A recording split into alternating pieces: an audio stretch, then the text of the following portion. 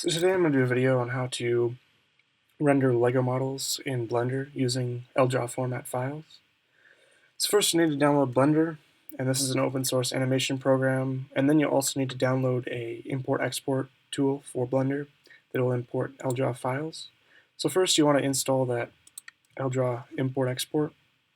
So first you go down here and you go install from file, find the file or the folder where it's stored at, and search LDR. Here you can see this, and basically what you want to do is click this tick box over here. That'll enable it, then save user settings. Next, you're going to want to get your Lego model. I'm going to use differential for this example, but you can choose whatever you want. And so what you'll do now is you can just go in Blender, and down here you can see the keys I'm pressing. I'll press X to delete that, delete, and finally the camera. You want to go over here and go to Import, LDRAW. Make sure you have down here, it'll ask for your LDRAW path. Then you can change the scale of the model. High-res primitives will be a higher res model. Spaces between bricks, and also if you're using LSynth models or models with LSynth parts, you want to tick that box. Now finally you can select your model and import it.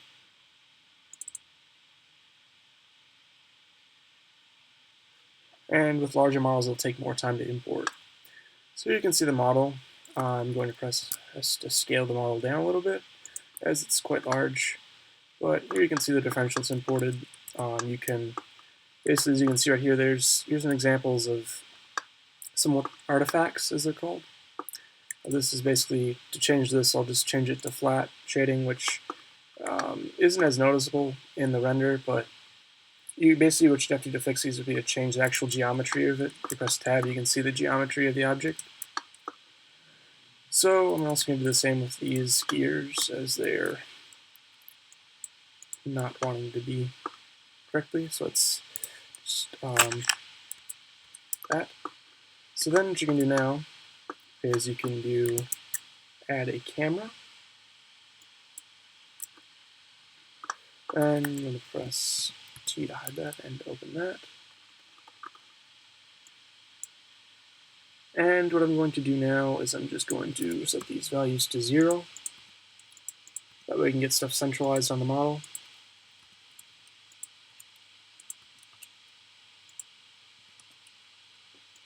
And change that to 90. So now what I can do with the camera is I can drag it. And I can just go over to here to view the camera. So you can see right here, you can press G to grab and set what you want to limit it to. Or you can press that. And I think that's about good. So then what I can do now is you want to change from Blender Render to Cycles Render. And then close that up and go over here and change the settings for your world to use nodes. Change the background color. I usually use a white color as it reflects a lot of light. Like, what you can do with this is you can also add like a plane beneath it, and if you wanted to have the model cast a shadow, say. So what I can do now is I can press Shift Z, and this is a sample rendered mode. As you can see, it's got some artifacts right here. This is just, it's very basic. It's only rendering 10 samples. So basically what you can do over here, go to your camera, scroll down to sampling, and then what you can do is you can just change this value to, this is your preview value. As you can see, it's sampling right there, but when you do your actual render, I'm going to set it to, you usually want about 500 to 600 samples. That's what I usually use for my models, but then you can go over here and change your resolution up to 100%, and then what you can do is press F12 or hit render over here, and it'll begin the process of rendering. So basically what it'll do is it'll take some time. It'll say right here roughly how long this will take to render, but I'm going to skip this right now as I have to change some things with the model. First, as you can see, the colors are not correct. This is one of the problems when importing into it, that they're close, but they're not what they should be. So what you can do now, just go over to Node Editor, Then go over, you might want to have 3D view. So what you can do is you can select one object. So you want to change this knob gear, the color of it. So what I'm going to do is I'm going to go over to Material, click Use Nodes, and then what I'm going to do is I'm going to go to Node Editor. Here you can see the nodes. This is what's using basically to generate the material. So you can see there's a preview. So you just go over here, you can change this color to something you feel that's a little bit more. You can also find actual values for the red, green, blue, or the HSV. So say when you get a color that's about correct for it. That's about pretty close, I'd say. So what you can do is you can, this is a very simple surface. As you can see, it's just a diffuse, which basically means it'll diffuse light and cast shadows. But as you know, most Lego bricks are sort of reflective. So what I'm going to do is I'm going to add a shader, and this will be a glossy shader. And I usually choose right here, I will choose GGX. And basically what you're going to want to do now is add another shader, which would be a mix shader. And then take this, drag that over there, and then basically take this and disconnect that. Then put that on your mix shader, put this into there, and that into there. As you can see, it's really shiny now, so I'm going to reduce this value to that. That's the wrong way, actually, if I just change the orientation of these. And now we have a slight sheen from the preview. Now go back to 3D view, and as you can see, all of these will be using, that are in the same color, will be using this same material.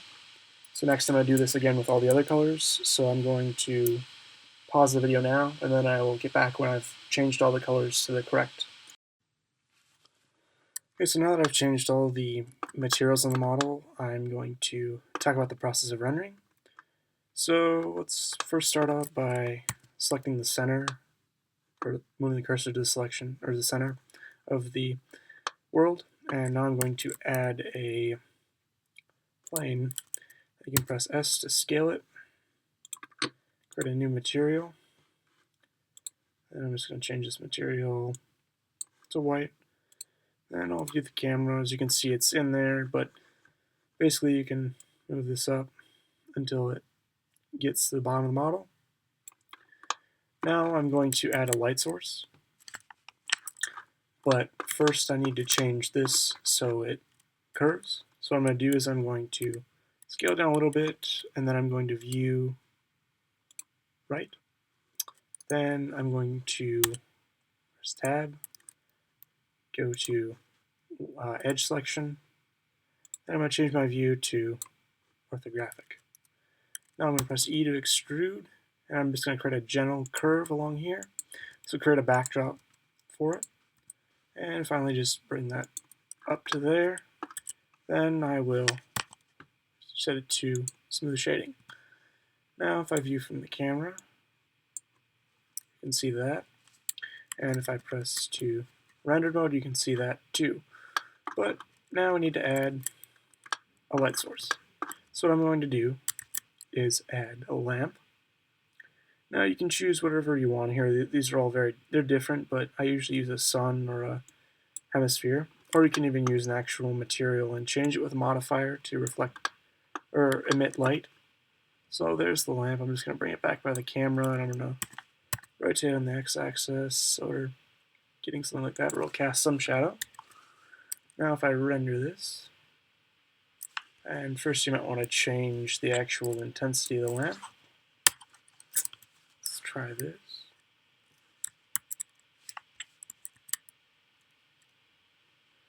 And here you can see now we're starting to get some highlights and shadows.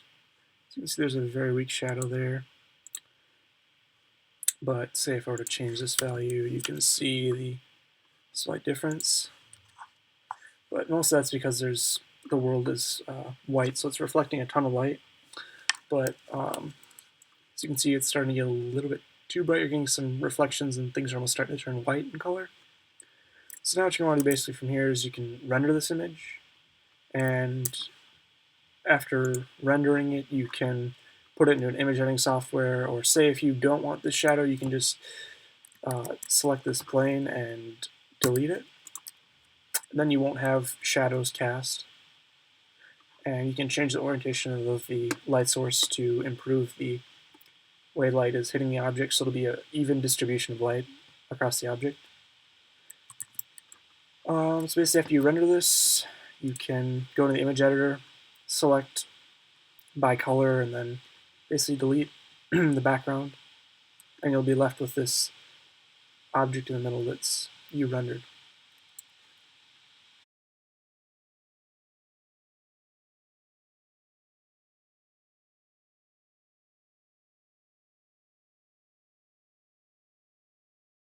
Object. What you can do is you can press F3, or on some Macs, or on Macs you have to press Function then F3. Then you can basically save it as an image, and there it's saved now. And I can go view it in the actual file. Let's go back to 3D view. What you're going to want to do now is parent objects if you want to animate them. So I'll start off with some basic animation. So say I want this axle and this bush and this knob gear to be one single unit. So what I'll do is I'll press Control P, and then you set parent to object. And now this is basically all these objects are linked together. Then what you can do is you can do this for every other object, as I've done already, that you want to stay grouped together. Like say when I'm animating this, I want to choose that the knob gears will spin in the differential. So what you want to do now is basically have to figure out, so I take this object and say I want to spin it 360 degrees. Just type in 360, or you could do 720 if you want. Basically what you're going to do now is basically first you're going to want to insert a keyframe before changing any of that. So you're going to do is you're going to insert I usually choose location, rotation, and scaling. This is one of the keyframings. As you can see, you can do individual components. But say now I want to move it. So I'm going to go to the 100th frame, and there are 30 frames in a second. So say I want this in 3 seconds to rotate 360 degrees. So I'm going to go over here, and this one is the rotation. So I'm going to rotate this 360. And then I'm going to insert a keyframe. And I'll do the same on the bottom. And I will rotate this negative 360 as it's rotating in the opposite direction.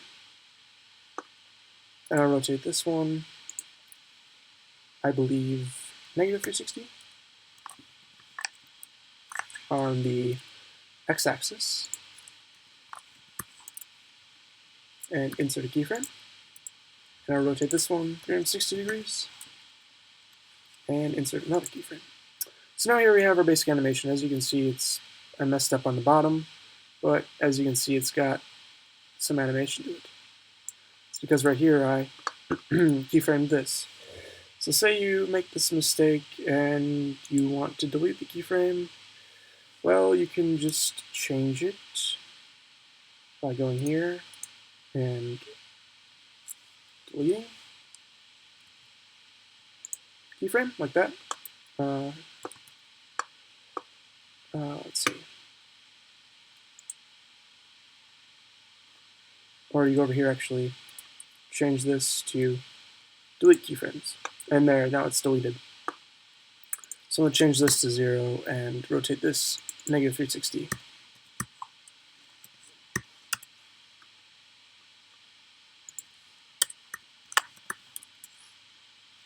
And reinsert a keyframe. And do the same up here. Let's change the Z to 360 degrees. Then insert a keyframe. So now we should have an animation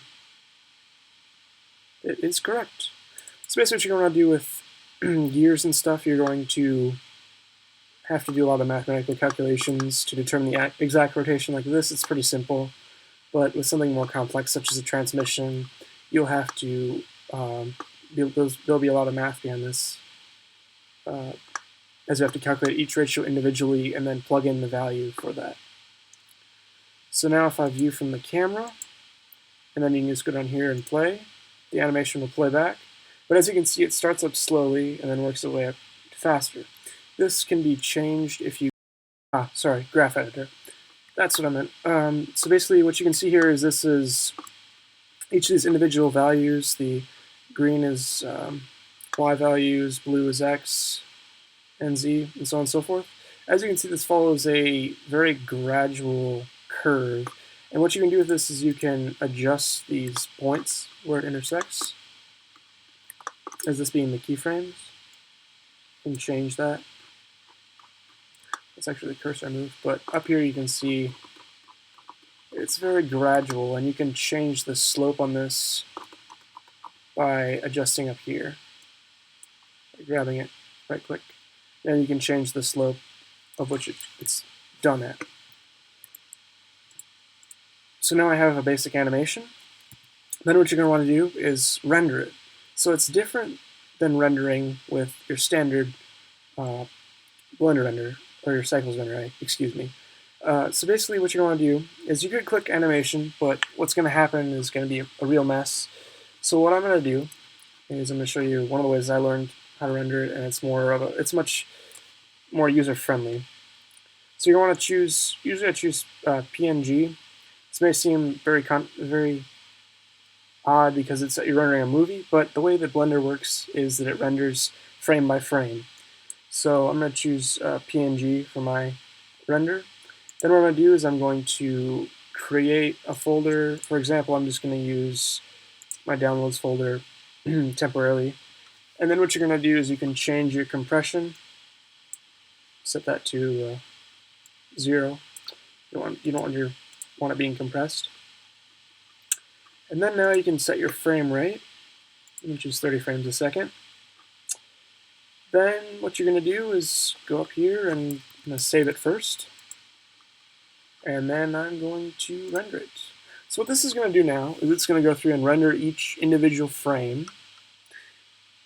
So then what you're going to do basically after this is this is a very long process, as I forgot to change the number of samples. When you do a render like this, my computer isn't outstanding at doing this, but I will change it to a really low number of samples, actually even lower than that. So I can show you guys an example of what it looks like when you get it. So say here I'm just going to let it render out at a single sample. As you can see, it's not, this is the idea of like how it's low quality. It's really grainy and there's a lot of noise going on. So what it's going to do is it's going to render each one of these. And then what you're going to want to do is you're going to want to compile all these individual slides or frames back into a single movie. So what you're going to do when you get a couple frames, I think I have an example I can do of that. So if I stop this and I save it, and I'll go into a different Blender model I did, which is of the Panther. So I've moved that. So let's just find that again. Okay, so now when you get your animation, with your individual frames, what you're going to want to do is you want to import them into Blender. So what you're going to do is you're going to go over here and select your file format. I believe I used H26 format. And then what you can do is you can change the actual format for the video codec to whatever choice you want. Then what you can do is go over here and frame. I think you want to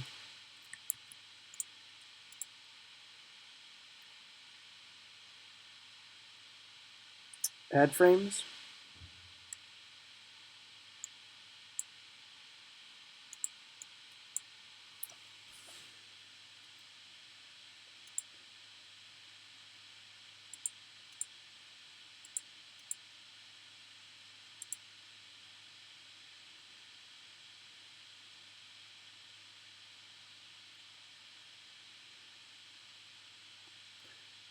So what you're going to want to do from here now is go to the movie/sequence editor.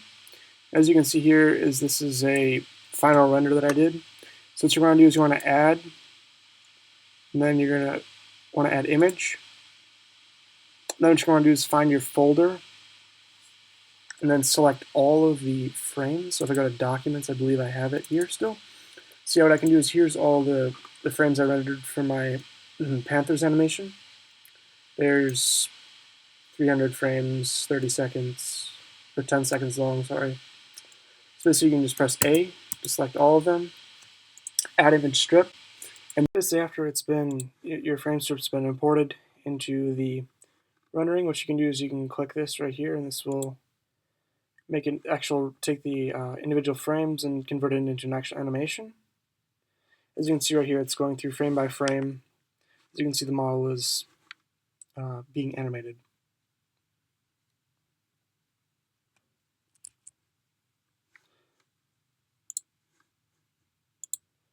So after you have your final animation, you can go over to the file where it's stored, which mine is stored here.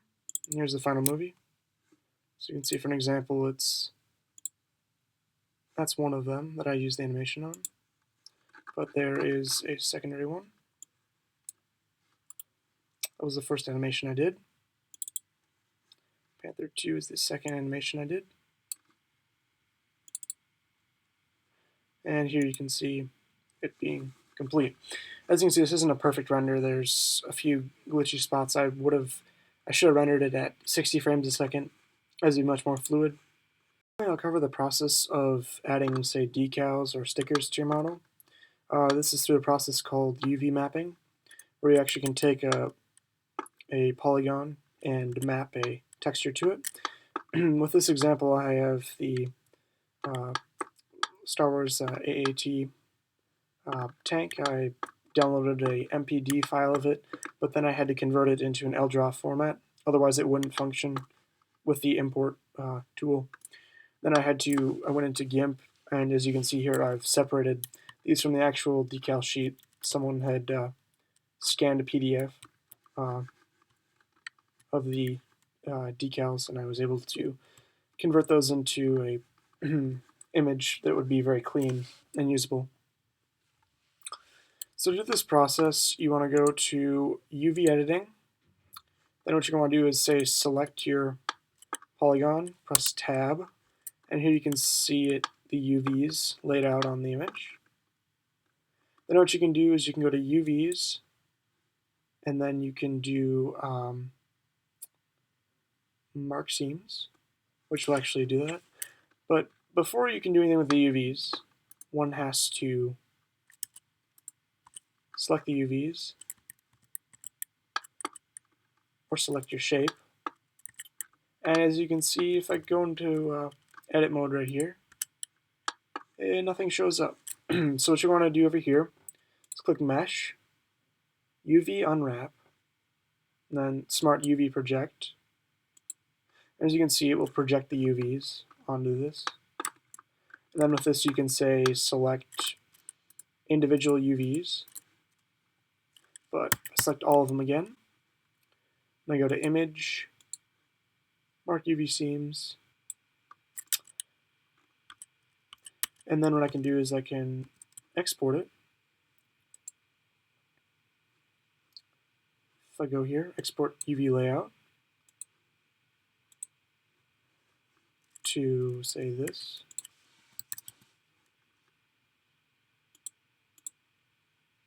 Then I can go over into GIMP, and I can open.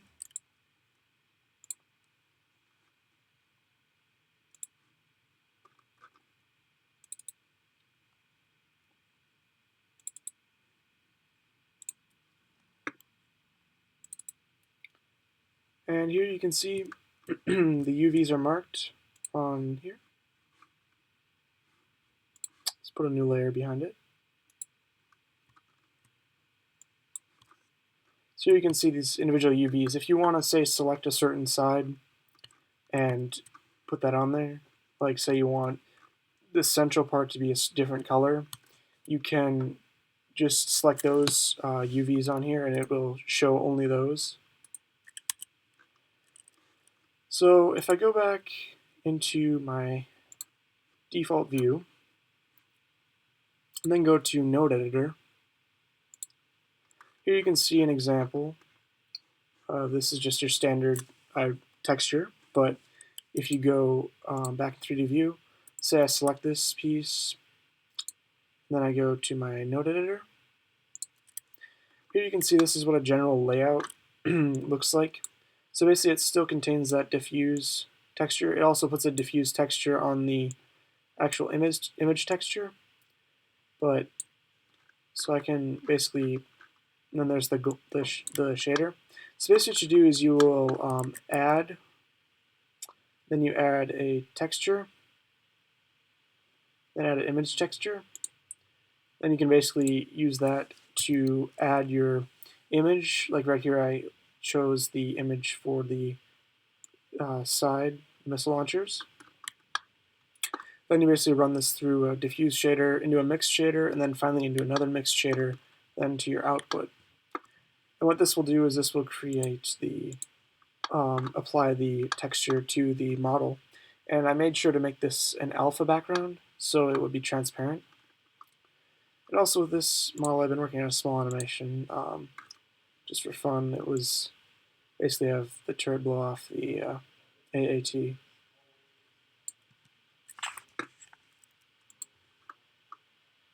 Which here you can see.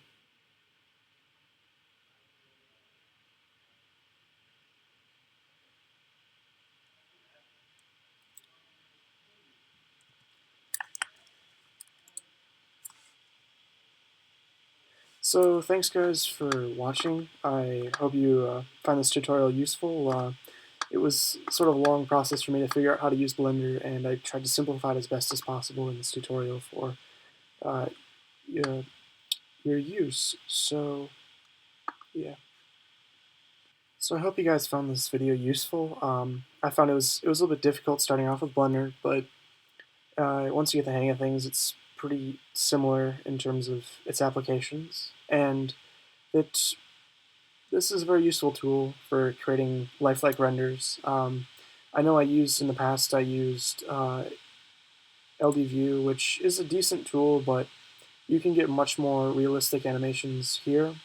Like here's an example of what LDView would render this differential as. This will open it, parse the file.